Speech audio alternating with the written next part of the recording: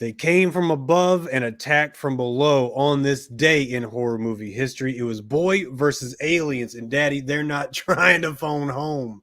They're here to take part, and they were here to take over. It was a remake of the 1950s film Invaders from Mars, and this is Slasher Sports Cinema.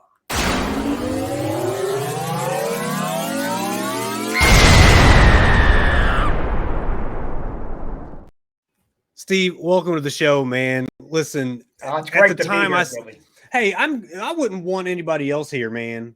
Nobody else. We talked about this and we said we were going to nail it down. We nailed it down. But at the time I saw this film, I was the same age same age group as the lead actor, the kid that nobody believes and who has to save all of mankind from the aliens. As a kid, every child has those dreams of being the hero. I think it's from growing up with superheroes and Adam West Batman and whatever you can do to be absurd and save the day. Kids want to do it just like that, and I think it was just the right time for me to see this flick. You know what? And it's anytime a film can look through the lens of a child actor, to have that be really the way that the audience is watching the film, that's going to draw everybody in. That's what I loved about the original. Now, of course, you talk about being little. I mean, I'm not that far away from when the original came out. So I mean, I was born in 1960, but I saw the original in elementary school in third grade. I saw it as a double feature. We used to have films on Saturday. It was the original Invader from Mars and Santa Claus Conquers the Martians, which is another terrific film involving Martians that we'll have to talk about somewhere down the road. But, so for me, when I saw that, I'm thinking the original, and I totally forgot they did the remake. Well, the original, speaking of the original, I think Orson Welles had to have had a lot to do with this because of the radio broadcast of War of the Worlds. Mm-hmm. Okay. And back in the 50s, though, it wasn't like the obsession in the 80s. There was an alien kind of fear in the 50s as a legit fear, a thing that would topple mankind. Whereas in the 80s, it was more like I swear to God, man, I saw a flying saucer. Jim, Bob, and I were off in the field. We were hanging with the king of beers, and it flew right over us, man. I had to tell somebody. I'm not Catholic, but I had to tell somebody. Right. Whole different vibe in the 50s. It was a legit fear, man.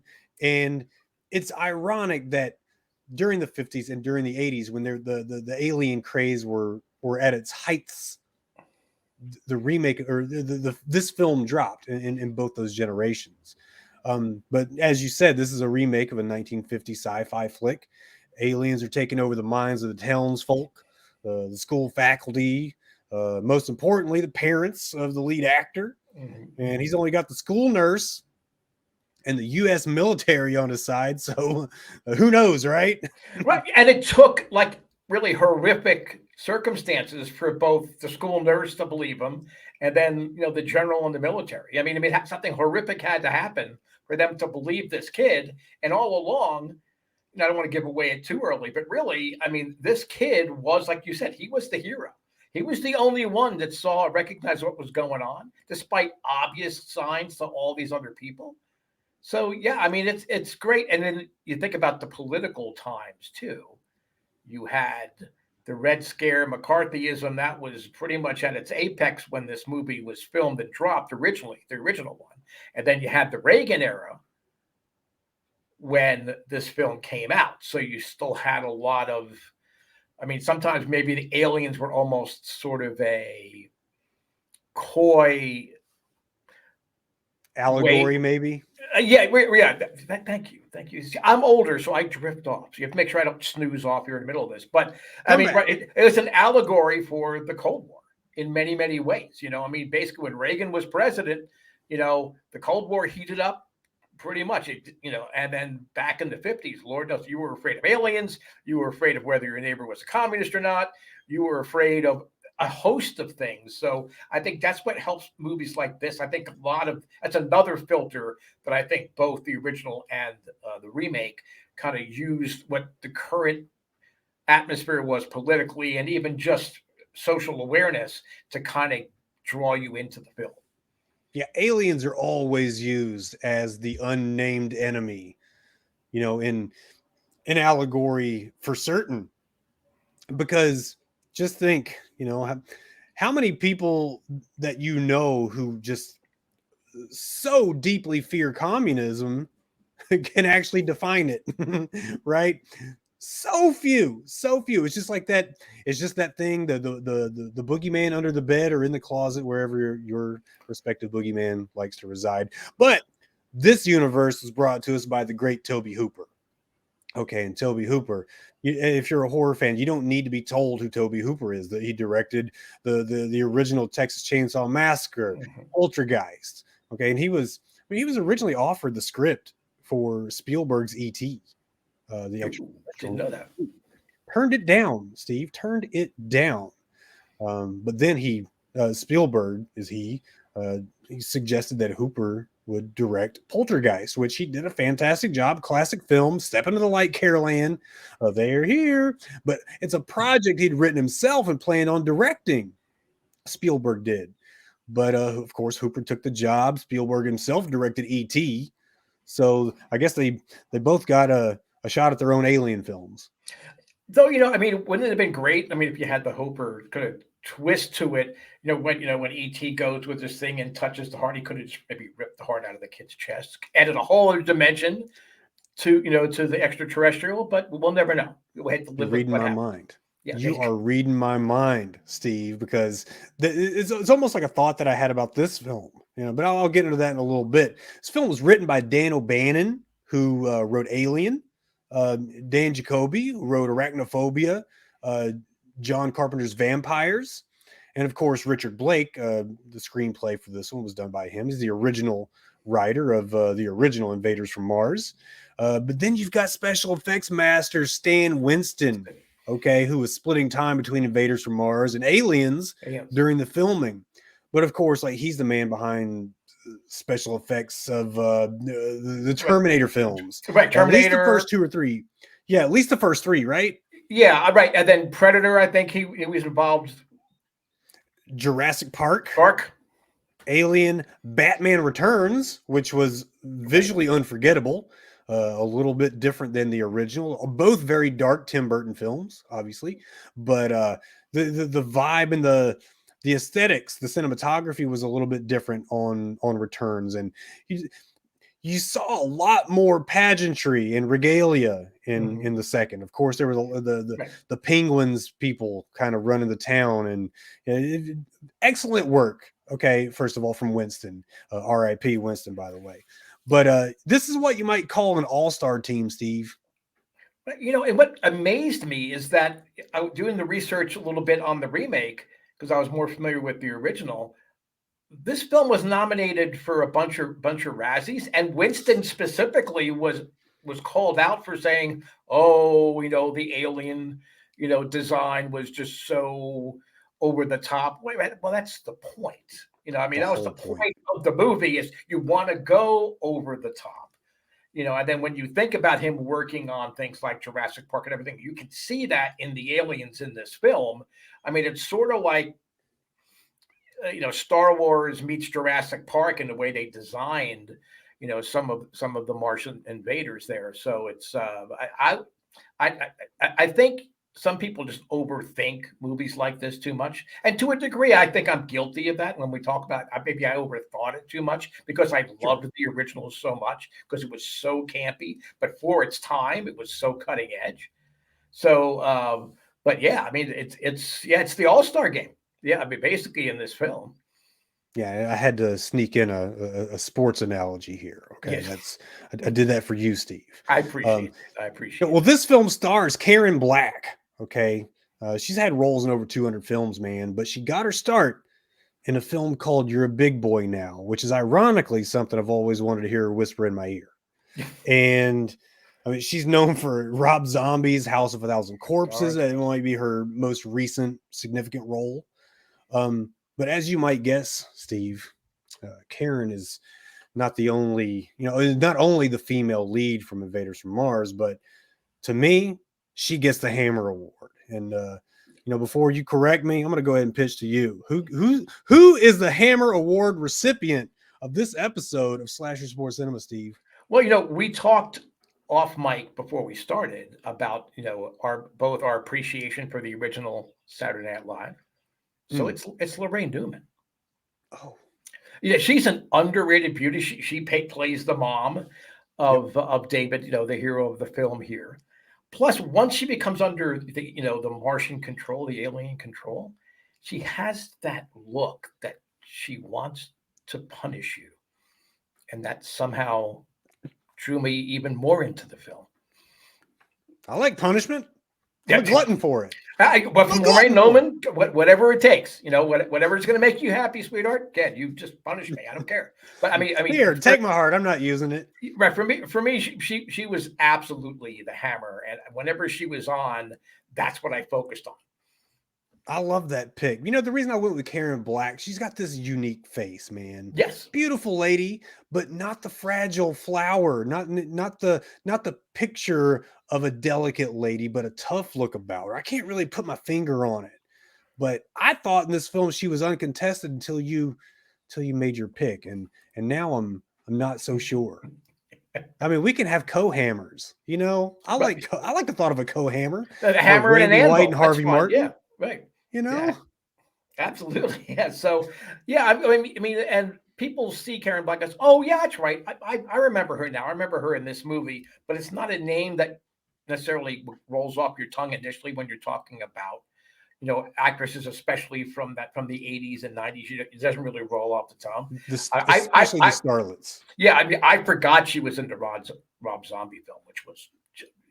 Oh yeah, she had a Madam Lady something. Yeah, Mother. Yeah, what a great movie! What a great movie! And she was terrific in it. But yeah, so either way, we can't lose. I mean, we're nailing it with either hammer that we choose. Oh yeah, gosh, this is why you're here, Steve. This is why you don't miss on the puns, man. You don't miss. But also starred Hunter Carson, our child hero. And actually the real life son of Karen Black. He tried his hand in producing TV and film. He did have longevity in his career, just not a ton of substance to show for it. But he was in 90% or better of the scenes in Invaders from Mars. And that is a big ask for a child actor. Generally, they're going to be on and off, because of maybe labor laws, maybe just protecting the child from too much work. They're probably getting them on a budget anyway. This whole film was probably gotten on a budget because of the all-star crew. But his big line from the film is, "These things are huge, ugly, slimy, giant Mr. Potato Heads." And I just wonder, Steve, if the people that we're pitching this film to have any idea what a Mr. Potato Head is. Did they even make them? But they still make them. They were hot. They were starting to get hot again in the 80s. So I mean, I managed home entertainment and record stores, and we used to have Mr. Potato Heads. The kids loved buying. I think they might have dropped the prefix or something. They might have dropped the Mr. and Miss and just put it all in a box. They said it was being progressive. I think it's just being frugal. Yeah, exactly right. You're just trying to cut down on, Yeah, let's just throw it all in the same box, guys, and sell it to the same stupid kids. Yeah, but the line about 10 minutes before that, when you're looking in David's room, there was a Mr. Potato Head on one of his shelves. There are a lot of Easter eggs in this film. Yes, Steve. Yes. A lot of Easter eggs. You see one of the original props from the original film and sitting on a shelf when the police is looking for Karen Black and Hunter Carson here. It also stars Timothy Bottoms, and the reason I bring him up is is not really a significant thing here, but he was in a film that it's one of the first films I remember ever seeing where, first of all, it was drive-in theater schlock, but it was one of the first I remember seeing where they used the cave dweller gimmick, the blind creatures that haven't seen the light of day for years and years and years. They can only use sound to seek and destroy trespassers. Like, well worth the watch is this film. And it's a predecessor for films like The Descent, which is probably a little more popular today, but it's called What Waits Below. And What Waits Below, I did not look before we came on board here to see where you could find it, but please do yourself a favor. Go watch What Waits Below with Timothy Bottoms. Yeah, And Craig I Leone. know it's available on Pluto, which tells me it's probably also on Tubi. But I know it's available on Pluto TV. There's a lot of overlap between those Mhm. free those free, I guess, apps. So, but yeah, Jimmy Hunt from the original Invaders from Mars plays the police chief that I just talked about in the remake, and his line was, "I haven't been up here since I was a kid," and that's just kind of a throwback to, his role in the original film. Right. So I kind of like that, you know. But I just got to ask you, Steve. I'm not going to steal your thunder here. Like, what worked in this film for you? Well, we talked earlier about making, David. We're seeing it as David is experiencing it. So for me, that worked really well. There were actually other subtle references to the original film, which I kind of liked. When David, after his dad, after the alien ship landed and the dad went to check it out and he came back, was obviously under alien control. And David immediately is like, something's wrong. When he comes home from school later that afternoon, he turns on the TV, and one of the original scenes from the 1953 film comes on. You see the alien attack of the downtown of his home, which I thought was really, really cool. And also early in the film, they deliberately try to make it seem like, oh, almost like it's 1953. Oh, very Ozzie and Harriet. The father and son looking up at the sky at the meteor shower. But when they come Sure. in, he pulls out of his pocket and gives them a 1953D wheat penny. So apparently they collected pennies. 1953 is when the original Invaders from Mars came out. So I kind of liked how they went out of their way to kind of pay homage, to the original film. And I'm looking at some of the interviews from that time when I was trying to do a little research, because I'm not that bright. I have to actually have information fed to me, which you're doing a great job of, by the way, here. But it's something that they loved. This film had a lot of impact, the original film. So they wanted to try to give it justice while keeping it very much more contemporary. So you really dig the throwback that they did, because it does show, the remake shows rather, that they didn't just take a story that they thought they could improve. This Right. was an homage film. This was very much an homage to the original. Unlike some of the films that might just be like, well, they did it wrong the first time, I want to do it better. And just because I've got, a higher budget and, more technology to play with. But I think what happened here was Spielberg got the good alien and Hooper got the bad ones. And as a fan and curator of horror, I preferred this. I mean, if E.T. hadn't been the sweetheart he was, like you said, and instead was, bringing bad business, we'd get Invaders from Mars. Yeah. I needed aliens with bad intentions, not as the lovable and commercially collectible ET, but, as the intergalactic evildoers we know them to be in real life, I believe.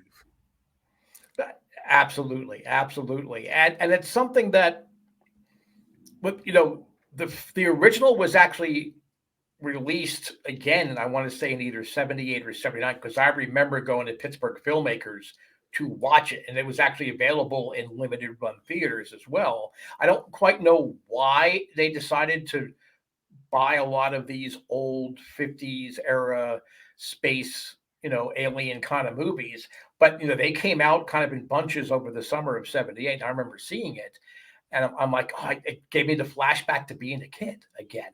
So I guess that also might have jump started the idea of rewriting and reimagining what Invaders from Mars actually is. Well, they had to know that there was going to be a remake coming up. So they want to freshen the minds of the viewers. I see that happening a whole lot more often these days. The first glimpse I got of it was just before I guess the re-release or the director's cut of the classic early 80s, late 70s, I can't remember the year, The Warriors. There was a video game released. And I was thinking, that's random. Like, this is a really random thing to happen. A video game released of a 1970s movie. And then all of a sudden, hey, here's the movie re-released. And it's like, oh, you were setting us up. Because now you've doubled your sales. You got the video game out of me, and you're going to get the movie out of me because I love the movie anyway. And the version that I bought, the director's cut, had these transition scenes in between longer scenes that were basically like a comic book. The scene would run, it would turn into a comic book, it would flip to another page of the comic book, and then it would transition from comic book to real life again. And it was one of the very greatest transitions one of the coolest things I ever saw out of any Walter Hill film.